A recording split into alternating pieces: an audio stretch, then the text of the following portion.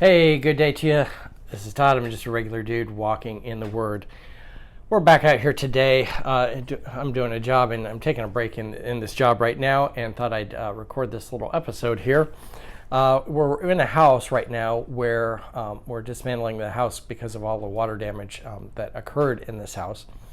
And so everything is a little shaky in here, and it gets worse each time I come in here because I'm finding out more damage that occurs. And like yesterday, I had talked about how the shower, I have to take the shower out now because someone next year is going to come in and probably want to take a shower, and they're going to fall through the floor because it's the floor is bad underneath it. So anyway, it reminds me though of what we're going through in the book of Judges. And you're going to see that the book of Judges, it gets progressively worse, especially the story of Abimelech. When you read through the story of Abimelech, you're like, how can anything good come out of this? This is just a crazy story. But we're going to be rereading from Abimelech, about Abimelech today. And we're going to break this up into 3 sections because it's kind of a long story. But there's a lot we can apply to our lives with it. So today I'm going to be reading from Judges 9, verses 1 through 21. And this is about Abimelech, and it's embracing a bad idea. Embracing a bad idea. There's been times where we've thought this idea was great, and it's just a bad idea, and it turns out terrible. And tomorrow we're going to be talking about the consequences of this bad idea that the people had of making Abimelech the king over them, and the consequences of that. It turned out bad for everybody. Okay, so let's read today from Judges 9, chapter 9, verses 1 through 21. And let me set this story up. Remember, yesterday we talked about Gideon. He was known for having that great battle, but raising his kids, he ended up having 70 sons. Okay. And as he had 70 sons, he also had another one with a concubine. He had all these wives, but then he had a concubine also. And this concubine lived in Shechem, which is not, Gideon's hometown. So he went to Shechem and got this concubine, which is kind of a slave woman, really. Okay? So he gets her pregnant, and then she has the son Abimelech. Okay? So they live in Shechem, and the rest of the family, lives where Gideon's from. And Gideon is also called Baal-Jebel also. Jerubbaal, sorry. And so keep that in mind as we're going through this. And so that kind of sets up this story.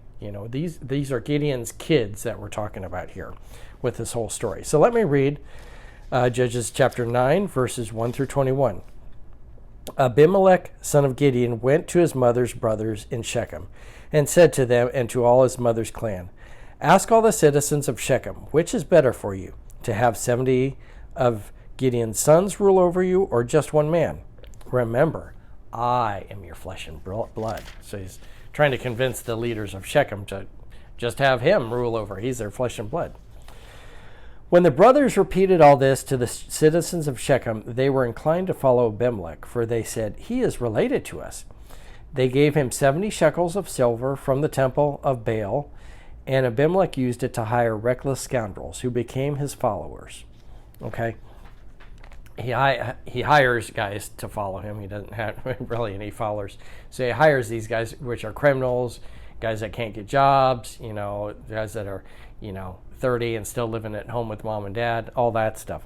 So he hires these guys to come and, be his followers.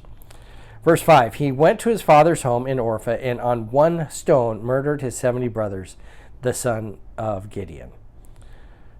How terrible. He just goes and just wipes all of them out on one stone, kills them all. Okay? Then all the citizens of Shechem and Beth Milo gathered beside the great tree at the pillar in Shechem to crown Abimelech king. When Jotham was told about this, he climbed up to the top of Mount Gizim and shouted to them, "Listen to me, citizens of Shechem, so that God may listen to you." One day the trees went out to anoint a king for themselves. They said to the olive tree, "Be our king."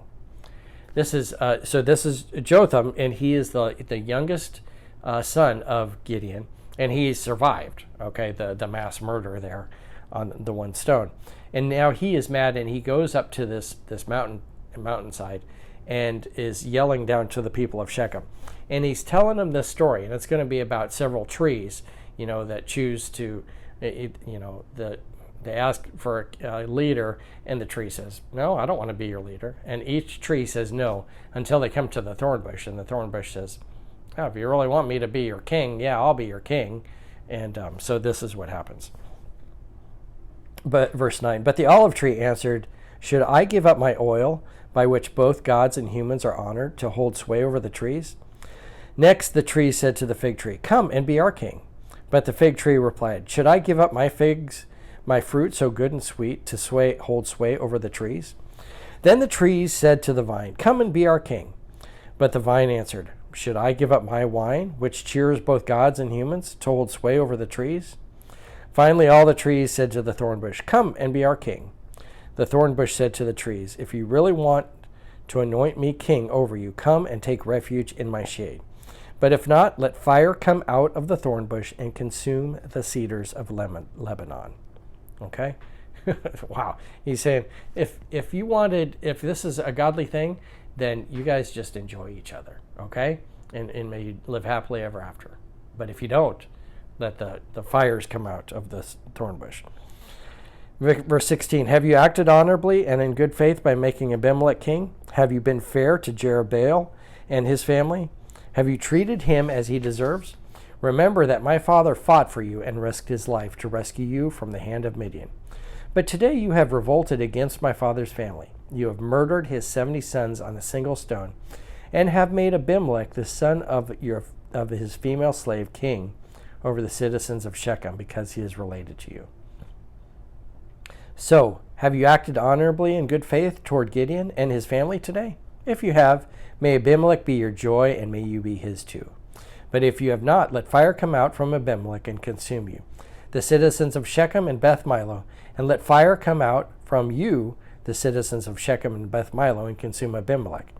Then Jotham fled, escaping to Beer, and he lived there because he was afraid of his brother Abimelech.